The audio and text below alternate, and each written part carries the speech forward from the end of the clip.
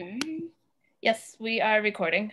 Okay, great. Hello, everyone. I'm Eve Kahn. I'm a proud board member of the Victorian Society in New York, and I'm a huge fan of Pamela Colman Smith and thrilled to be introducing our speaker this evening. So just really quick housekeeping. Keep yourself on mute during the talk.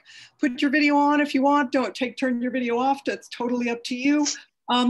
Put your questions into the chat as they come to you. So we can ensure a lively dialogue at the end. Couple of other housekeeping items. Next week, April 7th, we have the most amazing annual fundraiser.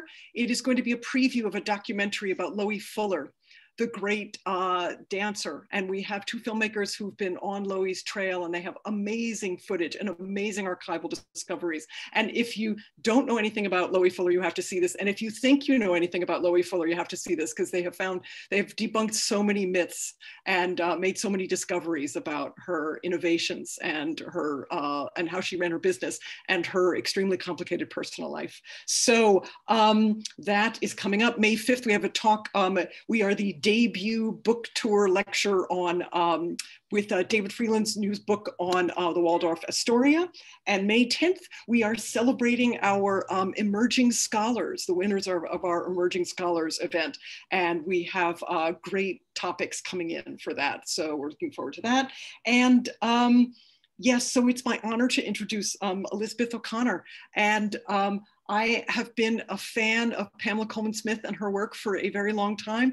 And I'm so excited that her book, Pamela Colman Smith, Artist, Feminist, Mystic, is due out in a few weeks from Clemson University Press and Liverpool University Press. Elizabeth is an associate professor of English at Washington College, and she is the director of the Gender Studies program.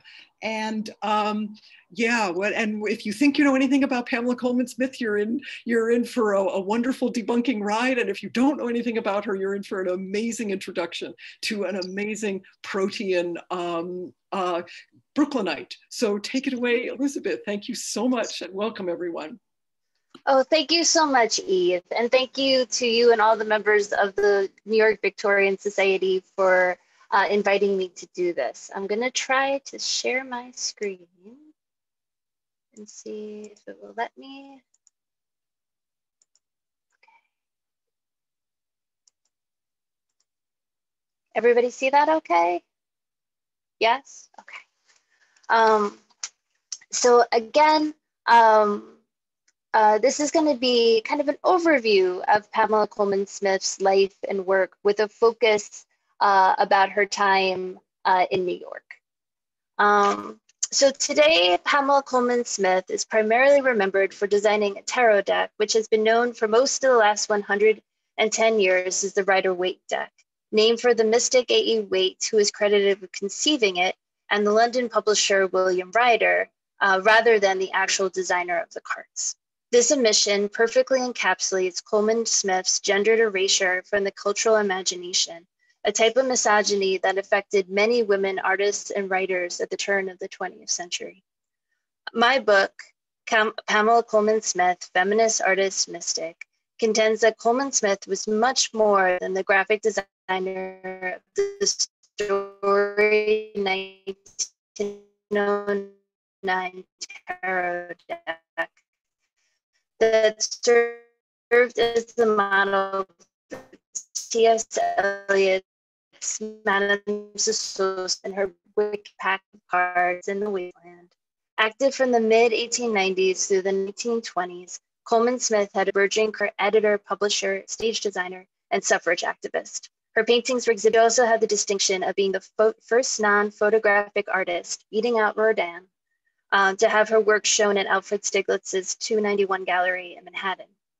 Prolific, Colman Smith illustrated over 20 books and pamphlets, wrote 2 collections of Afro-Jamaican Anansi tales, and co-edited a broadsheet with Jack Yates from 1902 to 1903.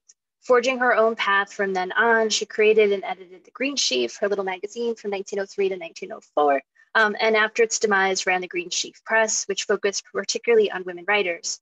She was actively involved in the women's suffrage movement, creating multiple posters and postcards and helping working class women attend suffrage rallies.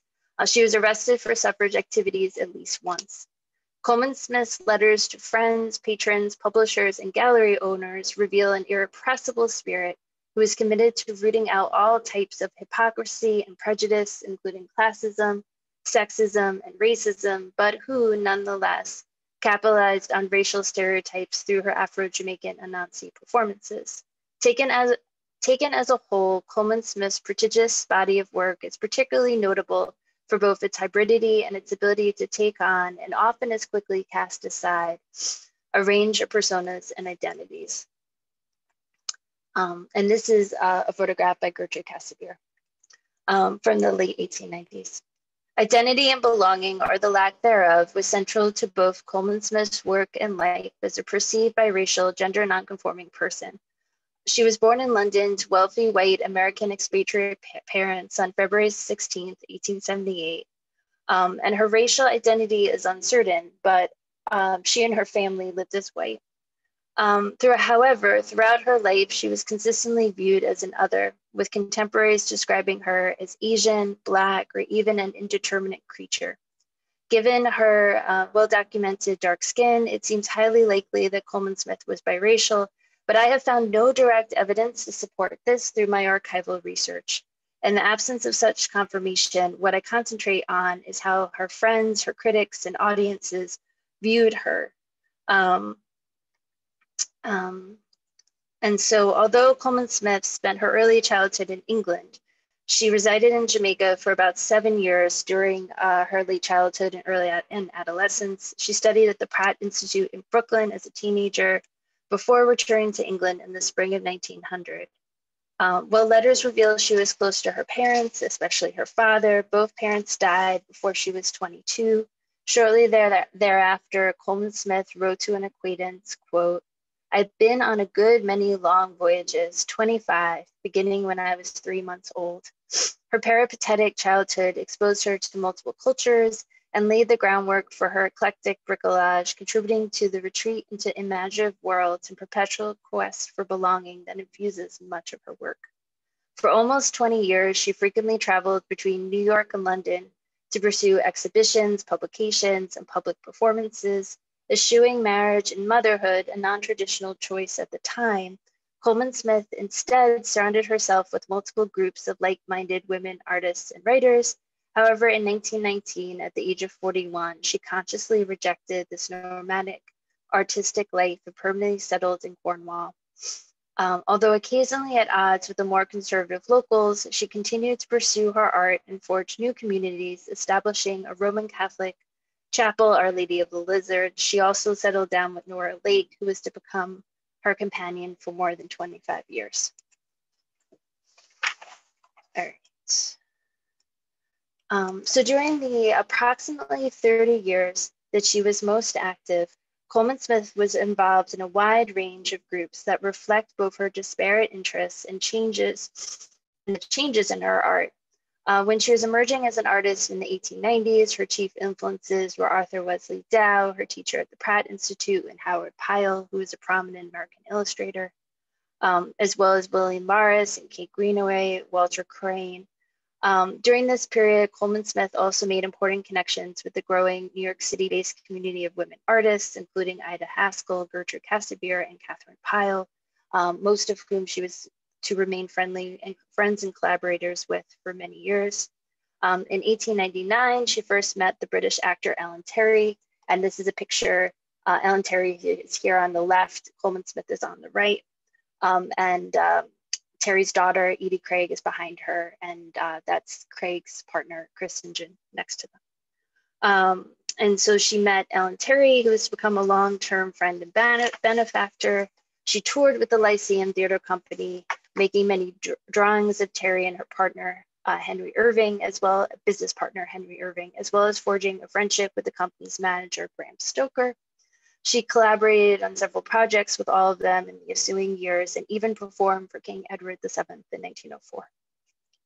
Colman Smith's web of influence was unusually wide. She contributed in multiple media to disparate networks in London, Dublin, and New York. Through Terry, Colman Smith was introduced to Terry's children.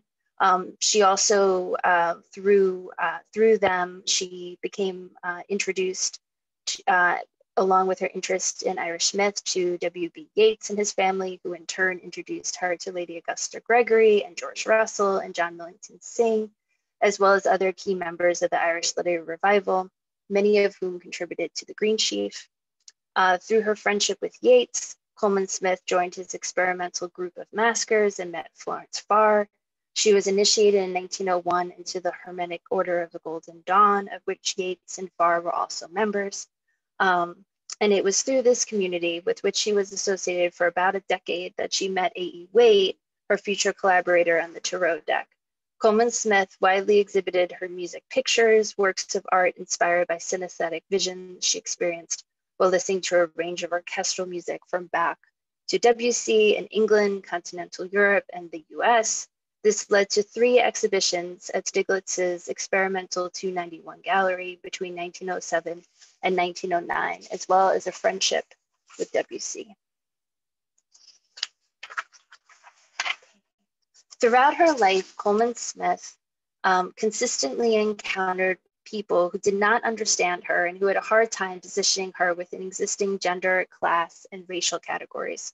John Yates made this assessment in the summer of 1899 after meeting Smith to discuss a proposal to illustrate a collection of Gaelic mythology for children that would be written by his son, W.B. The venture never materialized. And this is a partial quote from a much longer letter, but Pamela Smith and her father are the funniest looking people, the most primitive Americans possible, but I like them much. Her work, whether a drawing or the telling of a piece of folklore, is very direct and original and therefore sincere. Its originality being its naivete. I should feel safe in getting her to illustrate anything. She looks exactly like a Japanese. Nanny says this Japanese appearance comes from constantly drinking iced water. You would first think her rather elderly. You're surprised to find out that she is very young, quite a girl. I don't think there's anything great or profound in her, or very emotional or practical. At the time of her visit with Yeats, the rather elderly Colman Smith was actually 21. And what's also even more surprising is that his comments emphasizing her sincerity and her naivete really echo critical comments about her work from the 1890s throughout the 20s. And the comments reflect both Yeats's paternalism and his biases against primitive Americans, especially those whom he assumed to be a class below him and whose racial origins he may have had trouble ascertaining. Similarly, Ellen Terry termed Colman Smith a Japanese toy shortly after making her acquaintance in 1898. In response to these and other assertions that Colman Smith had Asian origins, she created a sketch of herself in a kimono that was published in The Critic in 1900. With characteristic irreverence, she explains in the accompanying article that the Japanese influence on her work is, quote, not so much as people suppose, unquote, but that the caricature was created with a merry recognition of the association. Rather than just let the speculation about her origins pass without public comment, Colman Smith draws attention to it. She stops short of directly calling out the prejudice, but makes clear she finds the whole process highly amusing. While reflecting an awareness of the complexities of race, this move also reflects Colman Smith's own privilege, as she had the resources, education, and outlets to confront racism rather than passively accept it. And I will say that this is the only known comment that I found in any published work or any private letters or anything else that she makes about her race. Race was often the primary component of Colman Smith's othering and attendant delegitimization. The clearest written reference to her possible mixed race comes from Alpheus Cole, who contributed to the Green Sheaf and whose book with his wife, Margaret, Saints Among the Animals, was published by Colman Smith's Green Sheaf Press in 1905. Cole had studied Colman Smith, or painted her portrait of her telling Afro-Jamaican Anansi stories, and he had been friends with her for about 5 years in the early 20th century. And this is his comment of her. And, you know, I will say that I edited some of these down for length and time because I wanted to cover a bit, but there are many, many similar comments by contemporaries who view her as Jamaican, as Black, as something else. And so, you know, I do think that this impacted her life and her work. The casualness of these comments made clear both the ubiquity of contemporary speculation about Colman Smith's racial origins.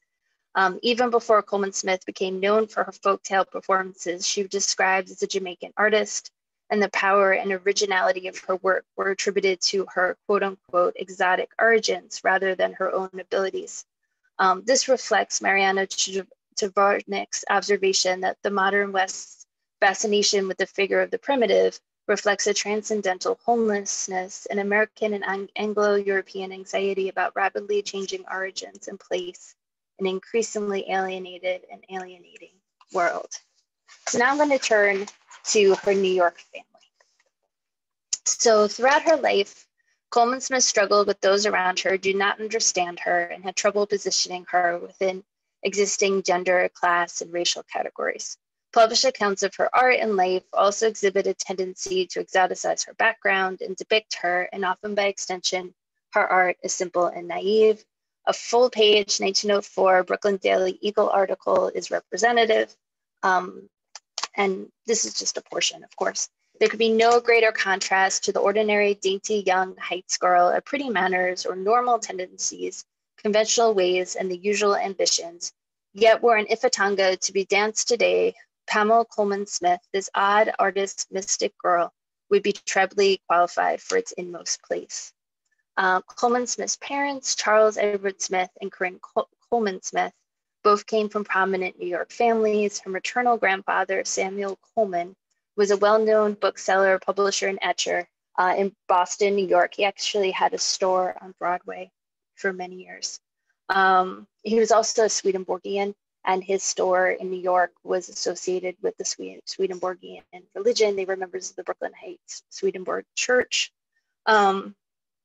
Coleman is also credited with publishing the first illustrated volume of American verse. His wife, Pamela Chandler Coleman, who published under the name Mrs. Coleman, was a prolific author of children's books, many of them collections of translations of French and German fairy tales, including a lot of poems by William Blake. With her daughter, she also published a long-running series called the Cousin Lulu books. In 1846, her Corinne's book, Stories of All Little Girls and Boys, was published by her husband in honor of their daughter, Corinne Chandler Coleman, then about 10 years old. And this was a frontispiece in that book. It's supposed to be a drawing of Corinne. According to contemporaneous newspaper accounts, the adult Corinne was very beautiful and a great drawing room actress of Brooklyn, whose performances in a private theater hosted by her sister, Pamela Atkins Coleman Howard, were acclaimed throughout the borough. It is unknown how Charles and Corinne first became acquainted, but it's fascinating to consider whether they met at one of these private theatrical performances. The best known of the Coleman children was Corinne's older brother, Samuel Coleman. It's not the best photo, I apologize, who achieved early fame as a landscape artist of the Hudson River School. His long career spanned several styles and periods, and his art took him around the world. He was very interested in interior design, and he collaborated with Louis Comfort Tiffany. They decorated the Vanderbilt Mansion in Newport and many famous homes in New York. It's unclear how close Colman Smith, it's unclear how Coleman, who did take long trips to Europe, North Africa, Asia, and the American West, was to his Brooklyn-based relatives, and whether or not Colman Smith had any real interaction with him. He had a large collection of Chinese and Japanese art, and she was also interested in that as well, and likely started that interest before attending Pratt, where she deepened her appreciation of Japanese art, especially that of the print painter and printmaker Hokusai, deepened during her classes with authors Dow, the Pratt Institute, and that influence became a key component of her early work. On her father's side, she was a descendant of Thomas Hooker, and her paternal grandfather, Cyrus Porter Smith, this is a picture of him, was an important figure in the development of Brooklyn from a village in the early 19th century to a bustling borough. He was the first popularly elected mayor of Brooklyn in 1840. He later served as state senator, and a prosperous businessman. He founded the first gas company, director of Brooklyn's Union Ferry Company, president of the Brooklyn City Railroad Company, and one of the founding directors of Brooklyn City Hospital. While his older son, Brian, followed him into business, his younger son, Charles Edward, Colman Smith's father, was more of an artist, and he spent a lot of his youth he exhibited in Paris, lived in England, and he did eventually join the business, but a lot later and slower than his brothers. The details of Corinne Coleman and Charles Smith's courtship are unknown. December 1870 census records note that they are married and living on East 15th Street in Manhattan. Charles is listed as 30 and Corinne is 35. However, Charles's baptismal records indicate that he was 24, and records also indicate that Corinne, who was very fluid with her age, could have been 36. In 1874, Charles joined the New York branch of Cola Shore Nickel and Company that were fabric manufacturers. At some point before their daughter's birth, they relocated to England. They were living near Victoria Station when she was born. They lived outside of London for about a year or so, and then when she was a toddler, they moved to Manchester. And they lived in Manchester, in Didsbury, until May 1887. And what necessitated their return to New York and the States is a court case. And so so the business was reorganized in May 1887, and Charles Smith later claimed that he invested £20,000. And that as a result, he earned £1,000 a year and received 60% of the firm's profits, significantly more than any of the other partners. Just over a year later, in August 1888, the firm went into receivership, and as part of the bankruptcy trial of both the firm and Charles Smith, it came out that he had been given preferential treatment to American creditors, most notably his brother, Brian Smith, who had previously been a partner in the firm. Immediately after these bankruptcy proceedings were begun against him, Smith sent most of the firm's English inventory to New York in order to prevent seizure of the goods to pay the creditors. He also sent all of the family's personal furniture to Boston. Even more tellingly, a telegram sent by Smith to the New York office of the firm urged the recipient to, quote, consult Brian H. Smith and best legal advice, pay no trade creditors, keep quiet. The day after this was read in court, Charles, Corinne, and Pamela set sail from Liverpool on the Overture bound for New York.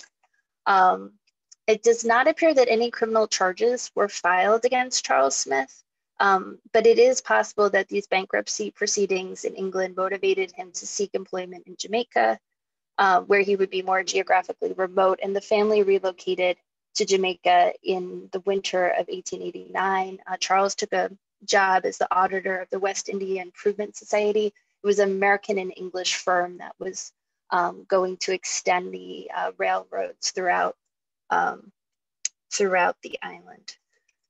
Coleman Smith was 11 when she moved to the Caribbean, and as she later recalled, I lived on and off in Jamaica for about 7 years. Her education on the island and her education in England is very unclear. It is possible that she had a governess or might have attended a local school in England. What we do know is that in 1893, she enrolled at the Pratt Institute in Brooklyn when she was 15. And this is her only documented schooling. Early records for Pratt were lost in a fire, and it's unclear how regularly Coleman Smith attended, because she did travel back and forth from Brooklyn to Jamaica pretty regularly. What we do know is that she was part of Dow's first advanced class at the Institute, and she took at least 2 classes with him. Throughout her 3 winters at Pratt, Colman Smith's work frequently appeared in the Pratt Institute Monthly, an honor not extended to another student during this period. Her first cover was an illustration for a poem, A Schoolgirl Song of Spring, in March 1897. The painting depicts a procession of white-clad young girls singing and carrying lilies. The girls, who are identically dressed, walk 2 by 2, but are distinguished by their varying heights, walking gaits, and their difference in their skin tones. The smallest girl leads the group on her own. Colman Smith's composition reflects Dow's principle of repetition and belief that beauty consists of elements of difference harmonized by elements of unity. Colman Smith uses contrasting elements to highlight the individuality of the girls while providing an overall harmony and unity of movement. The piece is very similar to an untitled painting recently uncovered in a private collection.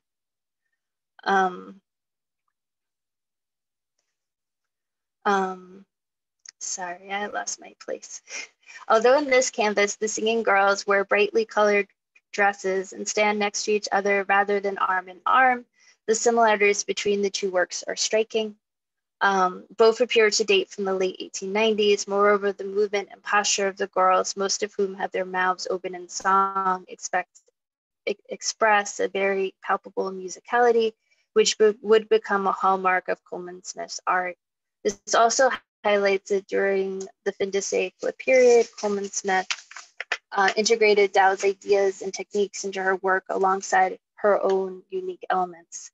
The poem that Colman Smith illustrated, I don't know how clearly you can see it here, A Schoolgirl Song of Spring, is attributed to the seemingly pseudonymous Betty Botticelli. Is rather simplistic in its celebration of the vernal equinox.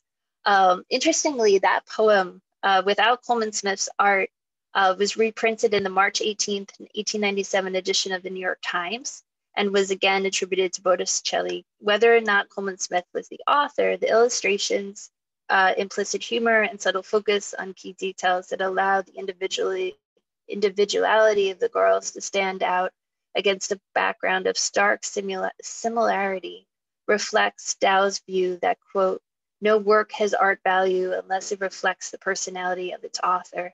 What everybody can do easily or by rule cannot be art. And that, I think, really becomes indicative of Colman Smith's art throughout her life, even taking into consideration her changing styles. Colman Smith's interactions with Dow set up a pattern in which she would captivate the interest of an older, more established male artist or writer and receive instruction, praise, and valuable support as part of a close mentorship that could last anywhere from months or years. Often in the cases of W.B. Yeats and Alfred Stieglitz, the older male grew impatient with Colman Smith's desire to pursue her own ideas rather than their recommendations and kind of led to an end of the relationship. There's less available evidence regarding Colman Smith's interactions with Dow, and it's unclear why she left Pratt without taking a degree. School officials might have asked her to leave because due to her long absences from the school, which included most of the fall of 1897, or she may have felt that after her December 1897 exhibition at the Macbeth Gallery, her first solo exhibition, she sold 4 paintings. She was now ready to become a professional artist. The abrupt nature of her withdrawal, however, suggests that the decision to leave Pratt might have been precipitated by a disagreement with Dow. She rarely discussed her decision to leave, but a 1902 article in the Reader described Colman Smith's reasons for leaving Pratt without a degree in this way, as no noticeable change showed itself in the character of her work under this tutelage, and as she became more determined to work out her own problems in her own way, she ended her connection with the school. And that focus on her self-determination and self-reliance begins a pattern in which she attempts to shape the narrative of her career and artistic reception. However, that is often at odds with other critics' views of her and her work. So in December of 1898, she published her first formal artistic work. It was a portfolio of 5 prints, and it was published for the Christmas season by R.H. Russell in New York, printed on Japan paper and hand-colored and individually retouched. The 5 color prints were designed for a deluxe audience. This one was Recess. Sometimes there's another version, very close version of this called Our Pets that was exhibited at Pratt and was reproduced in the Pratt Institute Monthly. This was a version, an untitled version of the same work that was recently discovered in a private collection. There's this is a moment from Macbeth celebrating Ellen Terry. Pamela Colman, this is her illustration for the Lancashire Christmas song, A Christmas Carol. And like all of Colman Smith's work from this period, the figures are outlined with various size black lines in the style reminiscent of the flat Japanese ukiyo-e prints that Dow felt were important models for his students. As he noted in the 1895 lecture, the Japanese artist concerns himself chiefly with the flat relations. The Western artist concerns himself chiefly with round relations, concluding that it can be shown logically that the true art lies in the flat relations. And we see this interest in flatness in her work, even as far along as the 1909 Tarot designs and many of her music pictures from the 1904 to 1912 period. However, it is Colman Smith's masterful use of color that she achieved by mixing colors herself from natural herbs and pigments that stands out most from this collection and becomes a hallmark of her work. I'm just going to briefly show you some other works from the 1890s. This is Whitcomb Fair, which was based on a Devon folktale. The Golden Vanity is a similar folktale inspired work. And this is a portrait of her cousin, William Gillette. And so Colman Smith was likely first exposed to the New York theater community through her paternal cousin, William Gillette, the noted actor. In January 1900, Colman Smith worked on 2 sets of costumes for Charles Frohman. She also contributed to a souvenir theater booklet for Gillette, who achieved prominence in several stage versions of Arthur Conan Doyle's Sherlock Holmes. Gillette was the first to portray the fictional detective and endow him with attributes that, although absent from the stories, are now commonly associated with him: the deerstalker hat, the pipe, the purple smoking jacket, the patterned socks, the striped slippers, multiple rings, and a messy Victorian study. And you can see some of these same outlining in black. This is a souvenir program that she did of the Lyceum Theater Company. This is Ellen Terry as a Mistress Page from that same period. Okay, so I'm going to fast forward a little bit to Colman Smith's. So Colman Smith left after the death of her father in December 1899 and her growing friendship with Ellen Terry. She decides in May of 1900 to leave New York and go back to England. And a lot of those things that she did that I mentioned at the beginning of this talk, her joining the Hermetic Order of the Golden Dawn, becoming friendly with Yeats, all of that was done during her time in England. And so in the spring of 1906, Colman Smith returns to the US after an absence of almost 6 years. As she wrote to her friend Albert Bigelow Payne, one of the reasons she kept away was the negative impression that she had of Americans. Hold on, I missed something. Maybe not. Sorry. I somehow misplaced a slide. What people from America I've seen seem to be very much stick in the mud, hampered, weighted down, dull, narrow, without feeling sort of people. And those that have feeling are so dull, so empty. And so this is her view of Americans before she returned. After she returned, she becomes captivated with New York and with the country more broadly. She told the Craftsman magazine that within 3 months in New York, she had, quote, filled a dozen notebooks with sketches for paintings, all born of the appeal made to her imagination by the tremendously significant conditions that she felt all about her. She did briefly return to England in the summer of 1906 to give several Anansi performances, but returned to New York in early fall unexpectedly. She missed the city so much. And it's during that second half of her talk that she decided to break into the lucrative American market using networks of her well-known New York-based family, as well as friends in the publishing industry that she had made when living in the city. Colman Smith quickly began telling Anansi stories, reconnecting with American publishers, and meeting with gallery owners. And this culminated in her first Stieglitz gallery exhibition in January of 1907. She also began regaling audiences in Brooklyn, Manhattan, and Boston with her Afro-Jamaican Anansi performances that winter. By this time, she had been telling these tales, these stories in England for several years. And these are her two folklore collections. Anansi Stories was published in 1899 and Chim Chim in 1905.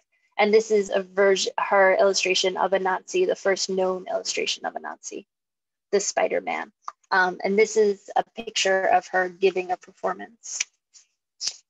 And her careful curation of these performances in respect to set and props and costuming undoubtedly played into her audience's stereotypical primitive view of Afro-Jamaicans. Eschewing scenery, she sat upon a low platform with her feet tucked under her, surrounded by a half dozen big fat candles before her to serve as footlights. She always wore the same costume, which drew on primitivist ideas of Afro-Jamaicans, a loose robe of flame-colored silk with beads and a kerchief. Contemporary reviewers repeatedly pointed out Colman Smith's racial otherness, highlighting her astonishing arrangement of headgear, unquote, her capital West Indian dialect, and that she did not act out the stories but fully portrayed them. Other accounts noted the inclusion of a stuffed alligator from Jamaica that was endowed, quote, with a singularly congenial expression of countenance. She captivated a range of audiences in New York, from respectable Packer collegiate women alumni and bohemian Pratt Institute art club members to well-heeled guests for the Italian ambassador at the Waldorf Astoria. The response to these performances were so uniformly positive that it led a Brooklyn life writer to assert, even with the prestige of English approval, Miss Smith's instant success here is a bit unusual. I think it is largely due to our absence of all pose. Queer, unexpected, absolutely original as Miss Smith is, one realizes her quite unmistakable genius as well as appreciates her talents. She is a gentlewoman, presenting an odd type of thoroughly unconventional femininity. Therein lies her greatest charm. She also gave a New Year's Eve performance for Mark Twain. As the New York World noted, quote, an exotic young woman with melting dark eyes and sweet crooning voice made the veteran humorist laugh like a child, and all his distinguished company of guests forget time, space, and the everyday world of commonplace reality.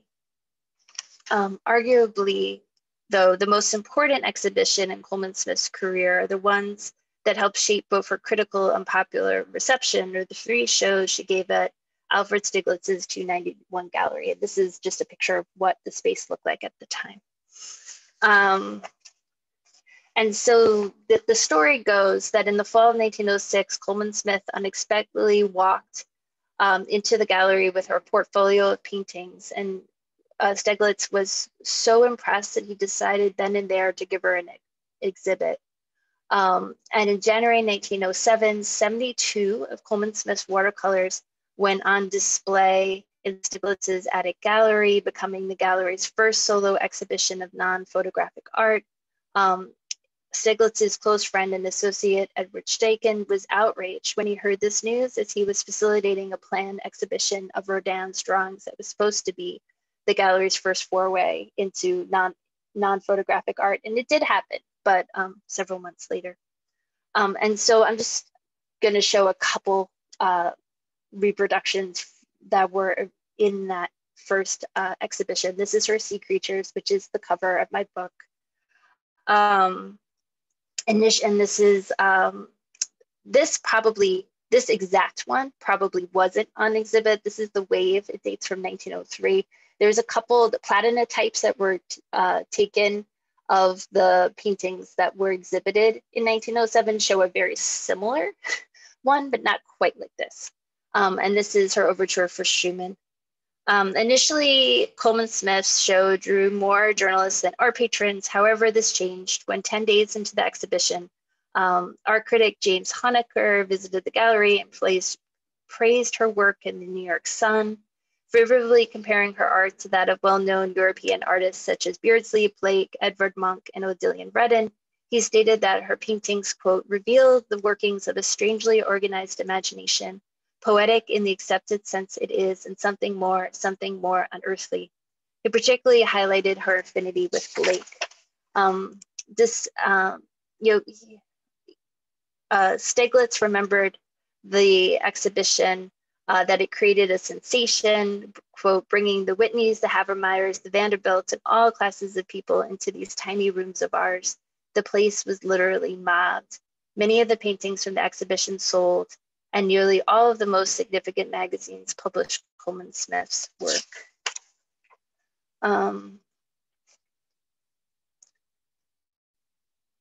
We'll wait on that one for a second.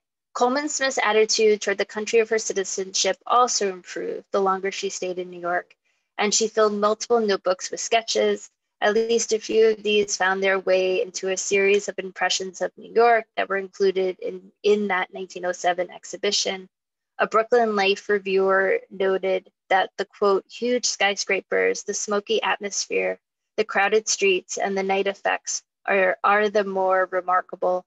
One of the paintings in that series depicts the New York skyline framed by the East River and the Brooklyn Bridge. A man stands in profile on the Brooklyn Heights shore where many of Colman Smith's relatives lived. Large puffs of smoke swirl around the skyline, most emanating from the two ferry boats chugging back to Brooklyn from Manhattan, likely hearkening back to the fleet of ferry boats that her grandfather, Cyrus Porter Smith, controlled as director of the Brooklyn's Union Ferry Company. All of this reflects the positive impression that the US had made on her. She told the Craftsman in March 1907 that, quote, there's never been a time or nation fuller of meaning to the thinking artists that America is today. And she did return to England in 1907. She did not come back in 1908 for the group show that she had with Will Geiger and D.S. McLaughlin at Stieglitz's gallery, but she did return for the last show in March of 1909. And that show, which actually ended a little early, did initially get some good press. A brief mention in the New York Times noted that Miss Smith's style has always a touch of the bizarre, united to elements of greater dignity. Writing in the July 1900 issue of Camera Work, Benjamin de Serres praised Colman Smith's one-woman show, stating, no more curious and fascinating exhibition has ever been held in New York. Like the earlier assessment of Honecker and others, Serres stresses that Colman Smith's art is suffused with both mysticism and symbolism that taps into the subconscious. However, while praising the visionary aspects of her painting and terming her the evocatrice of wonder, de Serres also discusses the overwhelming simplicity of her work that borders on lunacy. Even when it was being praised, critics consistently emphasized what they saw as the childlike qualities of her art, which undoubtedly reflected their primitivist perception of both her and her work. And this really reached a head during that last Stieglitz exhibition, because during the gallery opening, she appeared in her West Indian garb and started telling Afro-Jamaican Anansi stories. And we don't know why, but almost the next day, I think it was 2 days later, the exhibition was cut short. And reflecting the consistently racist reception that Colman Smith received, that performance was caricatured by Stieglitz's friend, Marius de Zayas. And it was published as a caricature in the Critic. He contorts her features and depicts her as an otherworldly apparition. And unfortunately, I have not been able to get the rights to display that image either. And I would love to show you because it's really unlike anything else, but you'll have to take my word for it. And so pretty much after this last show that she had with Stieglitz, her relationship with Stieglitz ended. And the last known connection that we have from them between them is a November 19th, 1909 letter that she writes. "I wonder where you are. I want some money for Christmas." She then goes on to inquire about payments owed and offers to send Stieglitz several new works for him to sell. At one point, she interjects that, "I hope you're doing well, and the little galleries are still there." Stieglitz's response to this letter, if there was one, is not recorded. However, in this final letter, she also references finishing up her most famous work, the tarot cards that she terms a big job for very little cash. And the origin of these cards, of the designs for these cards, have been long, hotly debated.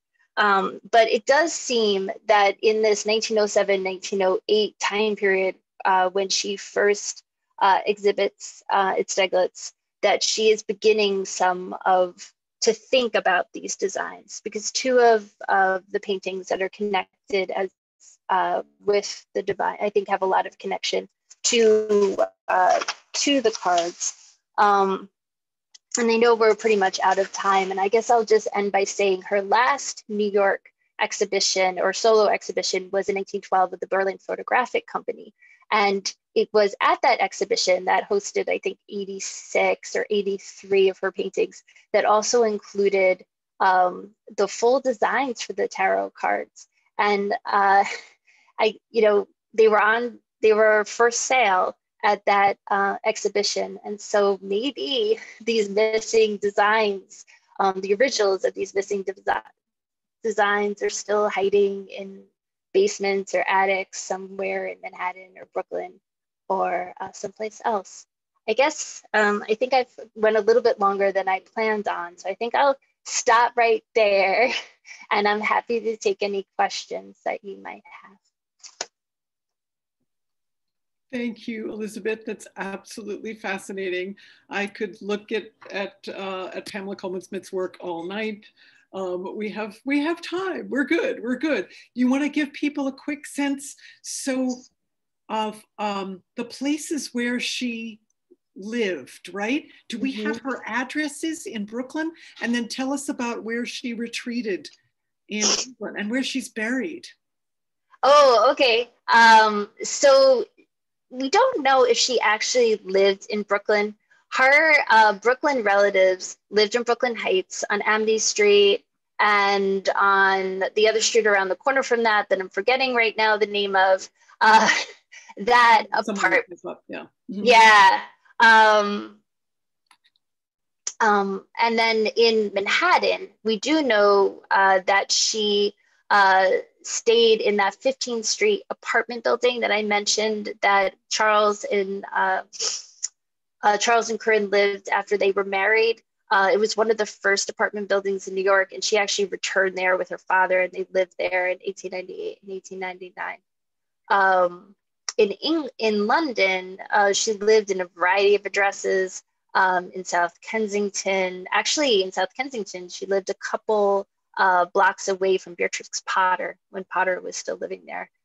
In Bayswater, a whole bunch of different places in the city, around the city. And then in 1919, when she got a bequest from a relative, she moved to Cornwall, actually the very tip of Cornwall at the Lizard, and bought a house there. And I visited there, and from her house, you could see the water. And then she lived there for about 25 years. And then she had to sell that house, and she moved around Cornwall a little bit and settled in Bude, which is where she died. And where is she buried? Oh, so we don't, she was buried in the Anglican churchyard in Bude. even though she was Catholic. She was buried in a pauper's grave. And because there's no clear burial record, some of them were lost. But she was buried in the section of the churchyard. We don't know exactly where. There's a general area where people with unmarked graves were buried, and that's believed to be where she was. So we have audience questions. One audience member commented that it makes him happy just to hear the words Hermetic Order of the Golden Dawn. Okay. He's still on, because that's a great comment. Laura asks if there's a catalog for the Stieglitz show that were you able to find? So there's a catalog of the 1907 show that's at the Philadelphia Museum of Art, actually. Mm-hmm. And there's partial catalogs of the 1909 show that are in the Beinecke Stieglitz's archives. The Georgia O'Keeffe and Stieglitz archives are at the Beinecke at Yale, and there's partial there. I have what? They're not illustrated, right? They're just checked right now.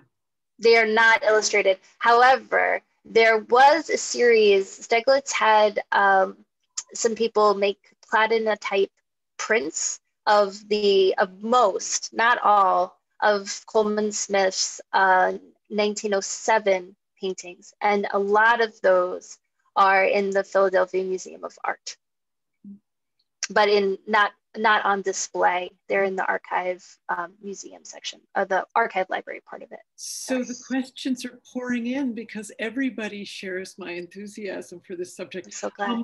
So she designed those cards. Why isn't she better known? I mean, that's $1 million question, right? I think it is relatively straightforward why her name was not associated with it, right? Because of the politics and just the practice of the time. Rider and A.E. Waite organized the cards. They sold them. They published them. They took control of them. Waite wrote about them in occult magazines and later in his own memoirs quite extensively. And she didn't. I mean, it's not that she hid her involvement with them, right? She exhibited the original designs in 1912 in New York and other places, it appears, before that. But it looks like the full run was in that 1912 Berlin Photographic Company show in New York. But, one of the things that fascinated me, one of the things that has been speculated about Colman Smith is that she does these cards in 1909. And then shortly thereafter, she becomes much more involved in Roman Catholicism, and she converts to Roman Catholicism officially in the summer of 1911. That process, right, takes a while, so she probably began that in 1910, if not before. And so many people have posited that she just kind of rejected her early Bohemian past and her interest in the occult and in the tarot. However, I don't think that was the case at all. Her Bible, which I was privileged to look at, the late Stuart Kaplan had been able to purchase her Bible and her couple other religious books that she had later in her life. And on the fly leaves of those volumes were extensive mingling of pictures of Jesus and of saints and of Mary, intermingled with tarot symbolism. And when she converted at the Farmhouse Church in London, that was kind of a center of mystical Catholicism. We think of Catholicism as a relatively conservative religion, and for some good reason. But especially in the early 20th century, a lot, and in England especially, there's a lot of artists and writers and other kind of bohemian figures that were drawn to Roman Catholicism for its mysticism. And there was a lot of overlap between mystical Catholicism and some of the things that she was studying and other people were studying. Waite was even somewhat interested in the Golden Dawn. And can you tell us something about where her papers turned up, about your archival adventures? Well, I mean, because Pamela Colman Smith does not have her own archive. The late Stuart Kaplan, who owned and operated US Games, who publishes the tarot deck and other things in the United States, he had amassed a private library, and I was very, very, very lucky. I feel so grateful to have been able to meet with him and see his archive of her work. But I also traveled to, I think it was like something like 27 libraries and archives in the United States and in England and in Ireland. And some of those were, you know, like big archives like the Beinecke. Others were smaller, like the Small Hythe Place in England, which is Ellen Terry's house. But they have a huge, they had a huge amount of, at that point, pretty much uncatalogued material from Colman Smith. That has since been cataloged, and a lot of that is up on the website that can be searched. Unfortunately, Small Hythe Place has been closed for the last year because of the pandemic, like so many places.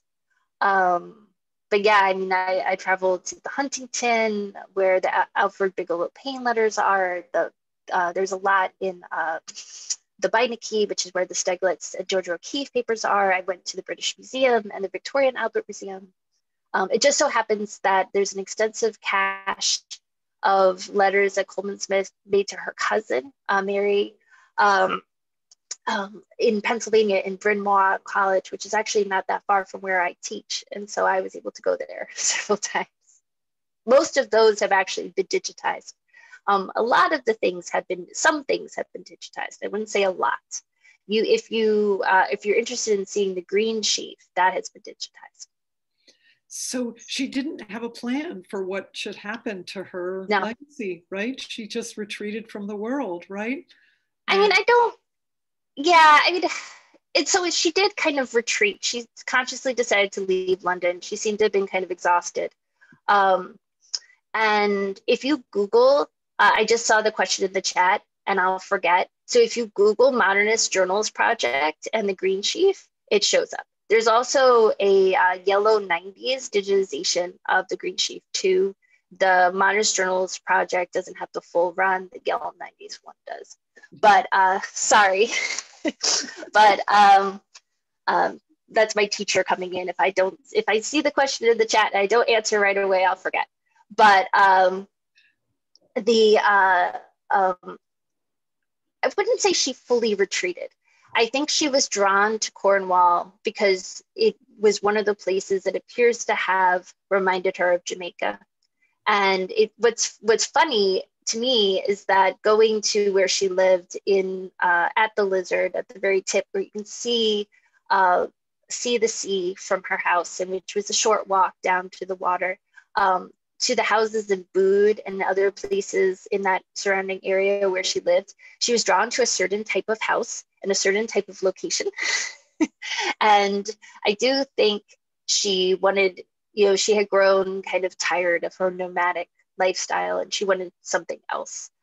There is a possibility, but it's unproven. I have not been able to distinctively prove this. There's a couple references in some letters to some Roman Catholic priests that she wrote in the 20s, that she may have had relatives in the area, and that's why she decided to move out there. That would somewhat be substantiated, that because when she went to England and Ireland with her father in 1899, they went to Cornwall. And it's possible they just went to the area because they were interested in it. But it's also possible that they went to the area because there were some family on the Smith side. We don't know. I mean, Smith, unfortunately, is a very common name. And it's, even Coleman Smith. To complicate things, I didn't say this, her first name was actually not Pamela. Pamela was her middle name. It was Corinne. And so it appears that in middle age, she may have used Corinne, but she also used Pamela at the same time, especially for her publications. And so that also complicates things a little bit. But to answer the other part of that question, she didn't have any heirs, right? And most of her possessions were sold to pay her debts. And so, her executor of her will was Nora Lake, who was supposed to inherit everything. But most of that, not all of that, it appears, but a lot of her effects were sold. And someone asks if she went with her family to Paris. Yes. And so there's actually, in that Brooklyn Daily Eagle article that I mentioned, that I quoted from a little bit from 1904, the odd mystic girl, there's a reference that she went to Paris with her family when she was 3 months old. But not in conscious memory, and No, right, and no, and she did later go to Paris, but I don't know how long.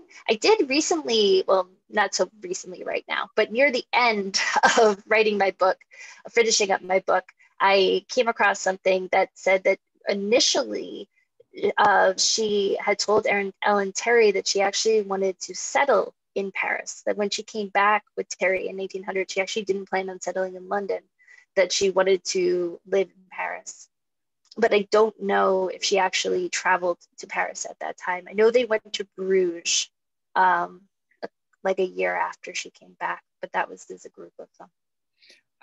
Again, an audience member asks if there's any connection between her and Beardsley.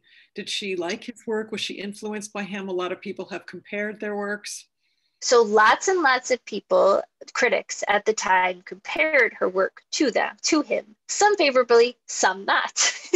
I would say she's almost definitely aware of his work. I have found no evidence that she met with him, and the dates don't really align from when she came back.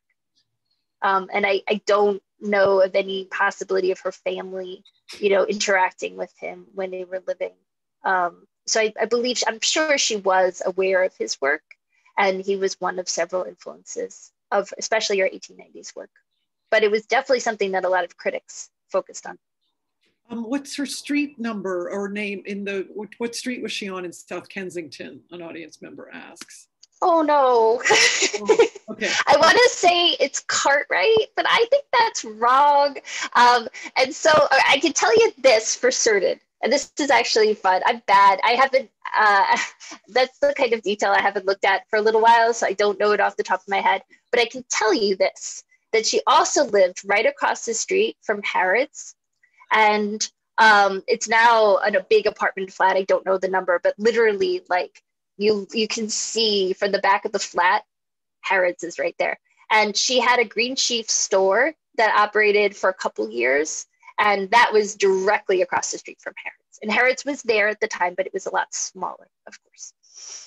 And tell us about her suffrage movement work. Oh, so that's really fun, actually. And somebody asked before, it might have been Cathcart. I'm not 100% positive. I can check. If anybody is interested in specific questions, feel free to email me. It's eoconnor2@washcoll.edu. You can also Google and I'll come right up, and I can look up that stuff for you about like streets. But suffrage material is really fun. One of the archives that I went to was the Women's Archive at the London School of Economics. And so there's two postcards that she did. One of them that's somewhat famous, you can Google it. It's a bird in the hand is worth two in the bush. And that has a PS on it. But she did her postcards and her poster work for a group called the Suffrage Atelier, which was focused on collective labor, and they really didn't sign any of their work. I found, when I was at the archive, I found one other, one that was signed. However, I found about, probably like 25, but in my book, I talk, I think, about 6 or 7 other ones that I am pretty positive, I'm very positive, is her work based on similarities with that bird in the hand one or with other things. They're very, some of them are, kind of traditional suffrage posters and postcards. Others are more politically motivated. She also, I found her name was written on a banner of women who were imprisoned on Royal Holloway. One of my best archival finds in some ways of this whole process was I was looking at some microfiche, at the women's library, and all of a sudden, because one of the things when you're searching for somebody like Pamela Colman Smith, who for most of the time is archived as Pamela Smith, there's a million Pamela Smiths, right? Or P. Smiths. And I looked at hundreds of P. Smiths, especially with the suffrage movement, you can imagine. And then all of a sudden, I am looking through this stuff and I see Pamela's very distinctive, very large handwriting. And it turns out that she was involved with bringing a group of, she lived in Plumstead for a little while, and I'm not sure why. It appears that she may have lived there with an aunt, and I don't know who that aunt would be. But she was part of a women's cooperative guild, and she brought 6 or 7 working class women to a Royal Albert Hall suffrage rally. And these women didn't have money for car fare, and they were promised money for car fare. And when they get there, they're told like, oh no, we're not going to give these women money for car fare. We don't have any. And so she wrote a series of letters trying to get the money. And I found actually the carbons of Philip Estracci's response to her, and she did get the money back for them. Could you tell us more about her years working with the Lyceum Theater?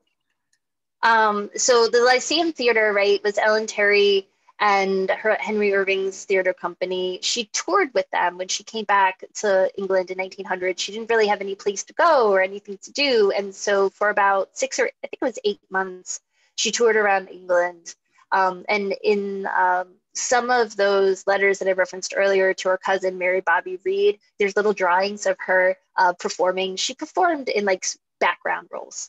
I don't think she had any real speaking parts. But I do think that time with the Lyceum Theater was important for her later Afro-Jamaican Anansi performances. And it gave her a sense of stage presence and lighting and costuming that she did bring into these performances. And pretty much when she came back, when she stopped that in early in 1901 is when she started the Afro-Jamaican Anansi performances, first at her weekly at-homes, and then later with paying performances.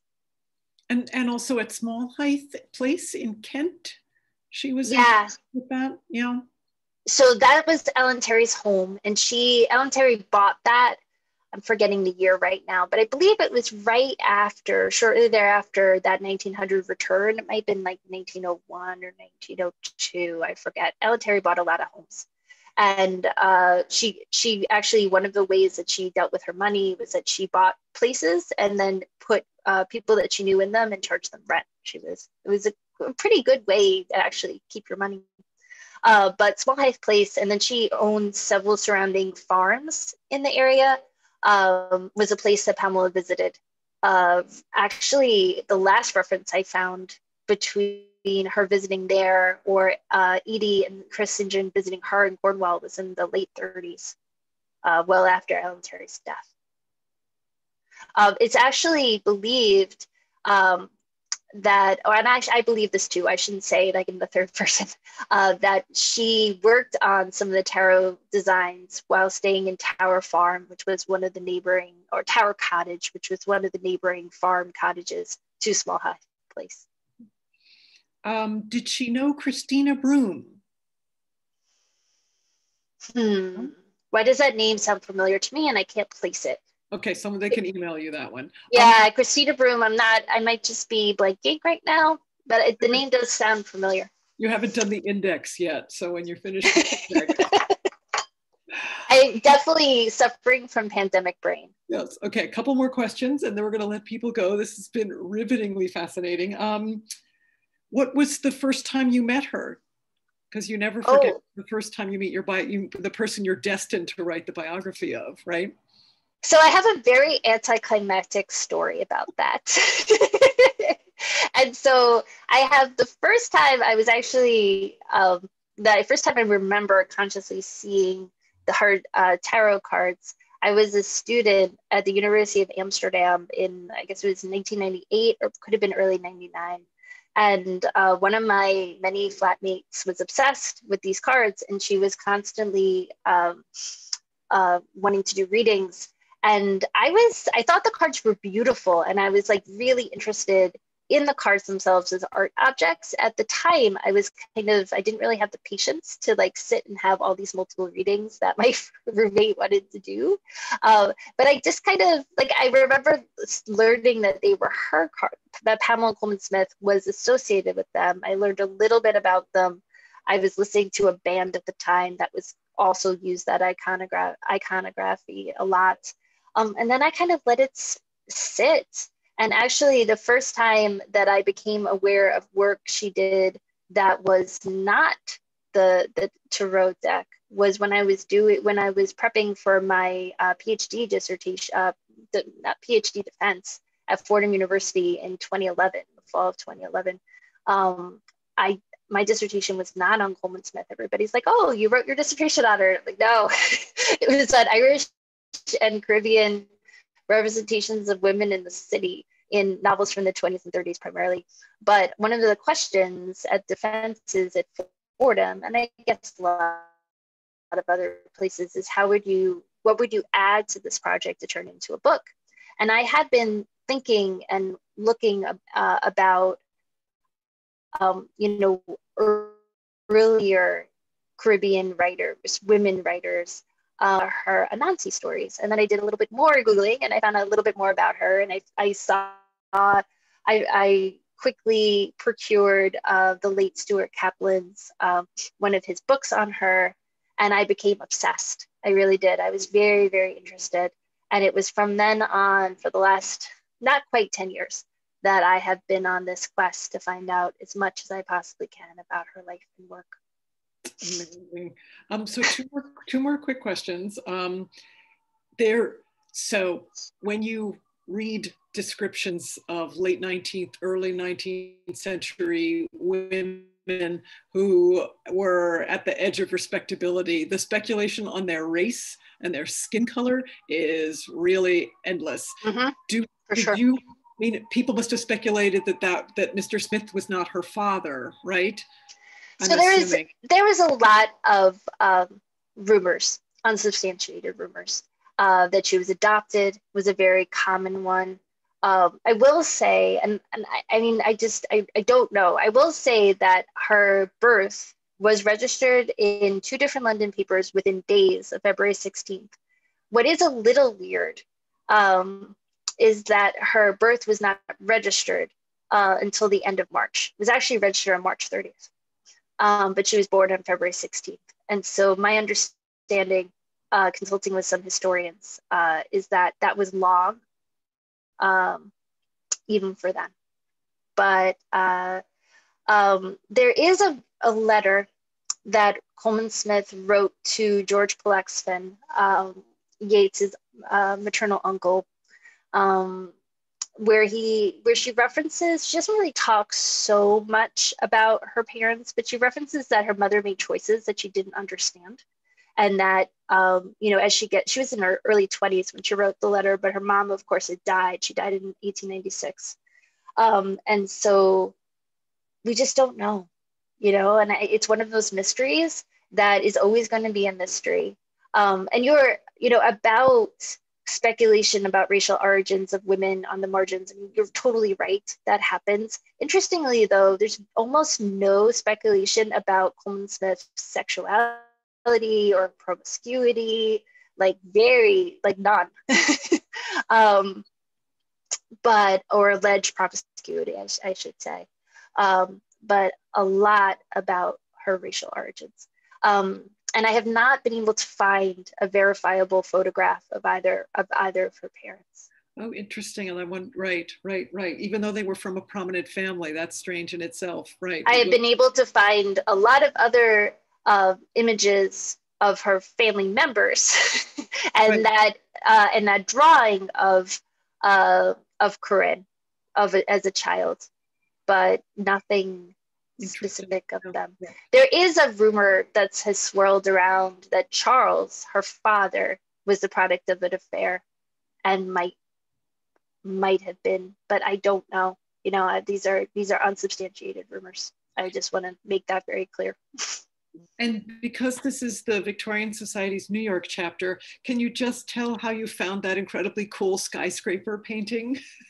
Well, that one was, I was so honored to make contact I guess about a little over a year ago with a relative of Colman Smith's.